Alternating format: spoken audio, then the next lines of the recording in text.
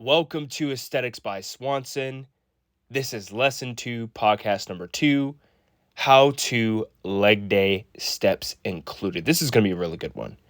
If you guys have not heard the first lesson, which is how to actually build muscle, please scroll up on the tab, check that out, go on the previous video.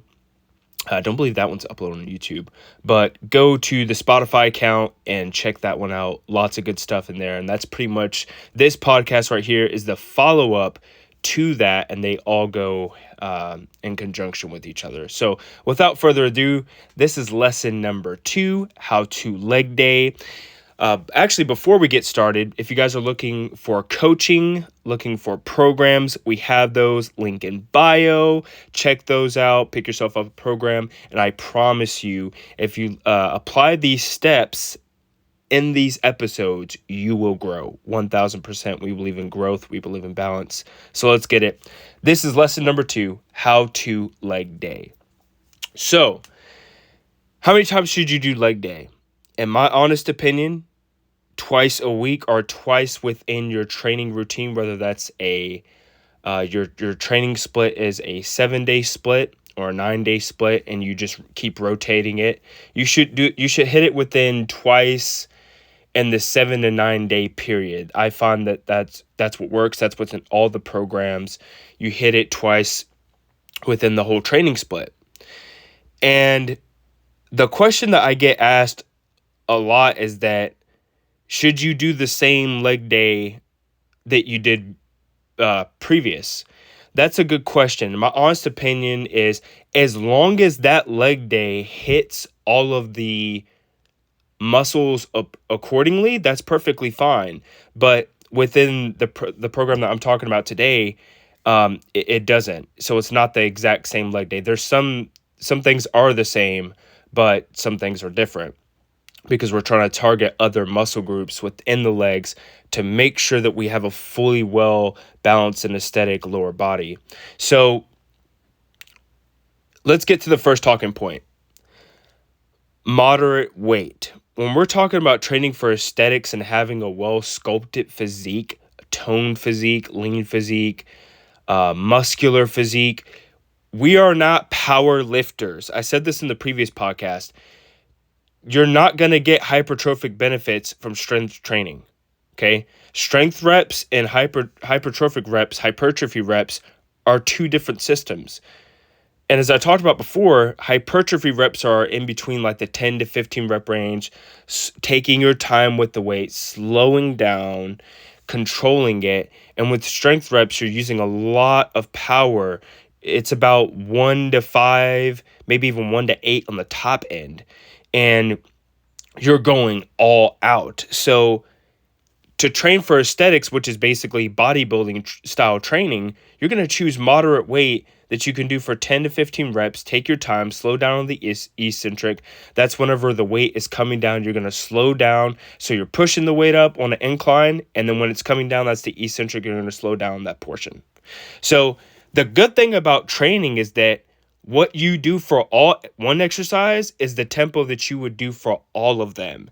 The exact same thing. You're going to pause at the top, hold the isometric contraction, slow down as the weight is coming down, or vice versa, depending on the context of the exercise. So it's not about speed. It's not about weight. It's about, okay, are you training with true intensity? Are you executing proper form? If you do that within the parameters of this leg day and all exercises, you are going to grow, especially when the food goes in. Which brings me to my next point. You can do all the training you want. You can lift heavy. You can even train for hypertrophy. But if you're not getting 0.8 to 1 gram per pound, you're not going to grow. And this is what a lot of people don't tell you online. You need to be getting that protein in. I promise you, the moment you get 0.8 to 1 gram per pound every day and you track it in accordance with your goals, which is your overall calories, like I talked about before, you're going to grow. You're going to see quick changes in your physique, just like that. Quick changes. So if you don't get 1 gram per pound and you don't train for hypertrophy, you are basically like only working out for the mental benefits only. You see, And that is like 90+% people in the gym. I don't want that to be you. We don't want that to be you. We want you to craft a well-balanced physique with intention. And so in order to do that, like I talked about before, and as I'm talking about now, 1 gram per pound for protein. Get that every single day. How do I do that? How do I do that? You got to build your nutrition. You have to build your meals in accordance with your protein. So if you need to get a certain amount of protein, like 100 grams of protein, and you break it up into 5 meals, and then you just distribute the protein evenly. Don't get, like I said before, don't get bogged down with, oh, this is so much. No, write it down. Get yourself a pen, get yourself a notepad, track it down, write it, get an app. We suggest the chronometer. That's what all the clients use. And they get results. And it's very simple. So I'm going to shut up about that, but I'm going to go to the actual leg day split for growth and aesthetics. So the first leg day, you're going to start it off with your major squat. After that major squat, so how sets should you do? Well, let's say 12 reps, moderate weight that you can take all the way down. We're not half repping anything. You have to train the muscle, the leg, in its full range of motion, going all the way down, coming all the way up. If the weight's too heavy and you can't bring it all the way down, you're ego lifting. So the major squat, 12 reps, 4 sets, rest 2 minutes after you've gone all out and you're feeling the burn in your legs. You will feel the burn in your legs. Take your time, slow down, perfect the form, and train in full range of motion. That's very important. So major squat, and we'll use the exact same reps and sets for all these exercises. So major squat, that's number 1. Number 2 is hamstring curl. Number 3, quad extension. Number 4, calf raises. Number 5, Bulgarian split squats. All of these exercises that are in this leg day number 1, they hit the whole entire leg. Your calf, hams, quads, calf raises, Bulgarian split squats, which is, in my opinion, the best glute exercise.